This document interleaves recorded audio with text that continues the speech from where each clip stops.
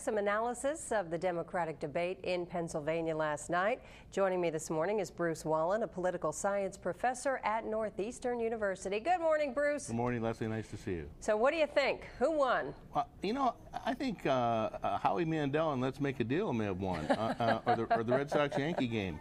I think, the first part of it was so negative and really rehashed things that have been in the press for the last 3 or 4 or 5 weeks. That I think really it just wasn't as riveting and interesting. It got down to Senator Obama, who now, since he's the front runner, is on the defensive, and so he had to come up with all these nuances in responses to all these charges. And I think once you get down to these nuances, I think the average voter doesn't pay attention as much as he or she might. Well, my mother, who lives in Western Pennsylvania, said she didn't even watch. Yes.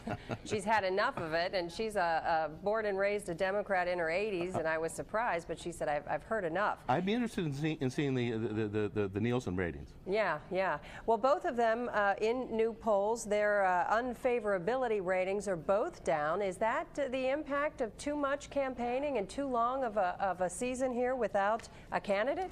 Well, her unfavorability numbers have been very, very high from the start. That's why the Republicans most people say, have wanted to run against her. That's why some people say Rush Limbaugh suggested that voters in Texas who could cross over vote for her. Her negative numbers have never been below the 40s, while he's generally done very well. So she's had to go after him to try to get his negative numbers up. And I think it does, to a certain extent, turn off the electorate. I've got to say, it's been interesting because Obama has really, except for the cookie remark last night, he's tried to maintain the high ground. He hasn't mentioned Whitewater. He hasn't mentioned Travelgate. He hasn't mentioned the fact that her husband was impeached by the Congress, and he hasn't mentioned the failure of health care reform the first time, which a lot of pundits blamed on her leadership. But he hasn't mentioned any of that. So he's really trying to stay away from politics as usual. He fell a little into it last night, but